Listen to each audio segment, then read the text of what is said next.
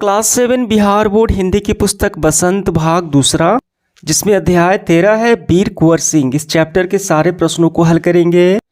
देखिए, ये जो पाठ है वीर कुंवर सिंह, ये वीर कुंवर सिंह के ये जीवन पर आधारित है, जिन्होंने 1857 की विद्रोह में क्रांति के दौरान उनकी बहादुरी, राष्ट्र प्रेम, नेतृत्व की भावना का वर्णन करता है।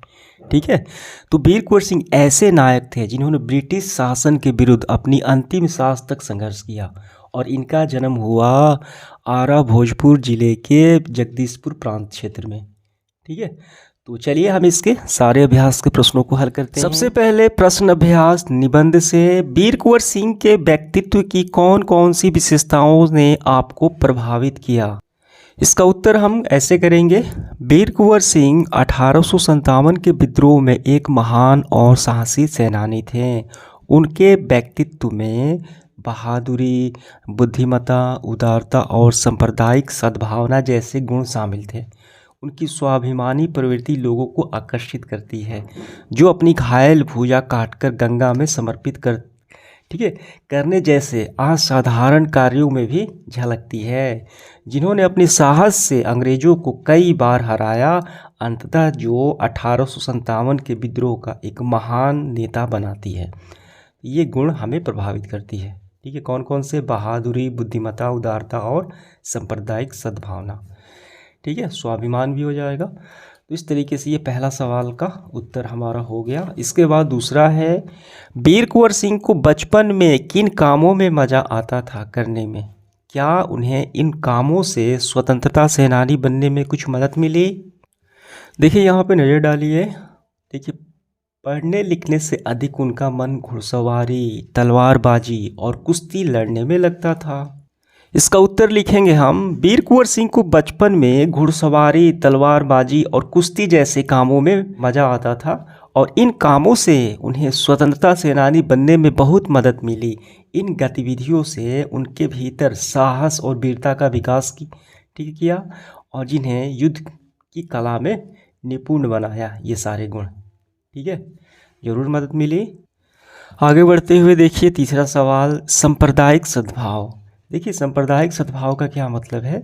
हमारे देश में, हमारे समाज में विभिन्न जाति, धर्म, समुदाय के लोग रहते हैं, तो उन सबके साथ मिलजुल कर अच्छे से व्यवहार करना ही क्या कहलाता है? सांप्रदायिक सद्भाव। तो सांप्रदायिक सद्भाव में कुंवर सिंह की गहरी आस्था थी। पाठ के आधार पर कथन की पुष्टि कीजिए। देखिए, कुंवर सिंह जो है उदार और अत्यंत संवेदनशील व्यक्ति थे। इब्राहिम खां और किफ़ायत हुसैन अपनी सेना में उच्च पदों पर आसीन थे। यानी ये मुस्लिम थे, फिर भी उनकी सेना में उच्च पद पर आसीन थे।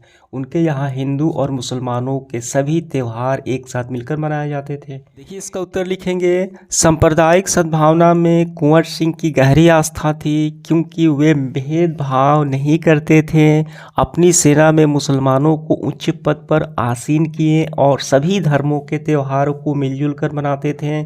साथ ही उन्होंने सभी के लिए पाठशालाएँ और मकतबे बनवाई, जिससे कि यह दिखता है कि सांप्रदायिक सद्भाव में उनकी गहरी आस्था थी। ठीक, देखिए अगला सवाल है चौथा, पाठ के किन प्रसंगों से ये पता चलता है कि कुंवर सिंह साहसी, उदार एवं स्वाभिमानी व्यक्ति थे? से पता चलता है कि कुंवर सिंह साहसी थे। कैसे? क्योंकि उन्होंने घायल बाएं हाथ को काटकर गंगा में अर्पित कर दिया और अंग्रेजों से वीरतापूर्वक लड़े। क्या मालूम चलता है? साहसी थे।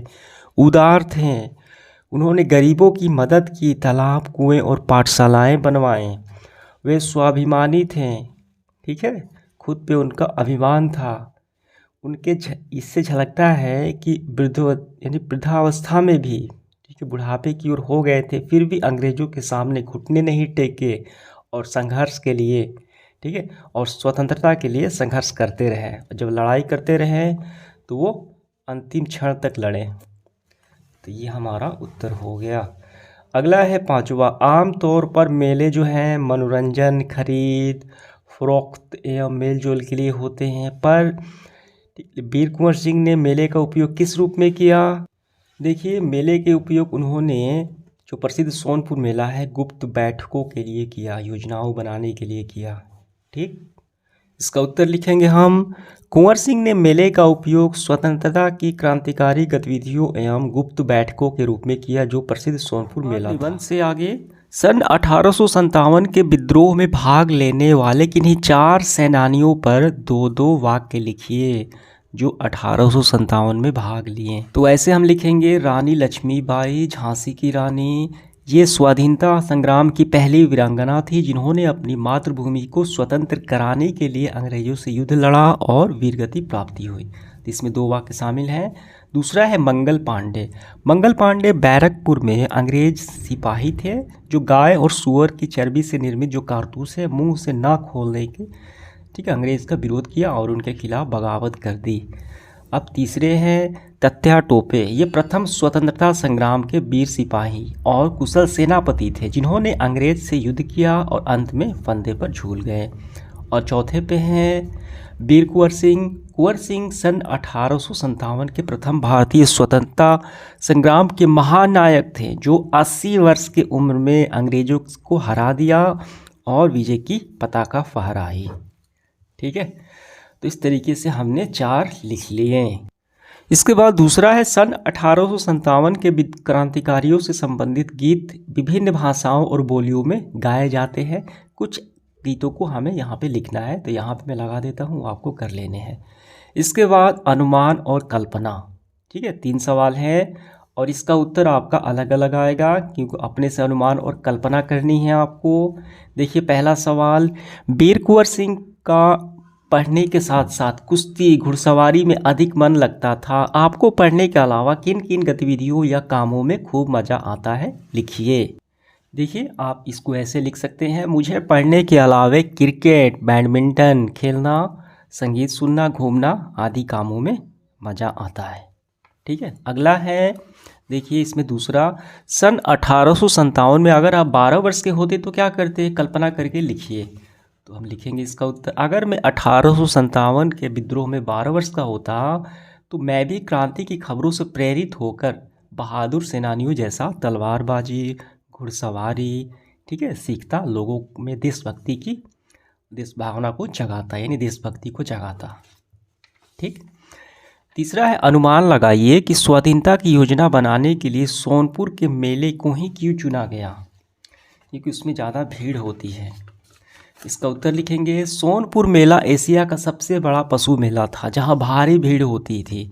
इस भीड़ में अंग्रेजों की नज़र से आए बिना स्वतंत्रता सेनानी जो थे अपनी गुप्त बैठक और रणनीतियां आसानी से बना सकते थे, इसीलिए सोनपुर मेले को चुना गया।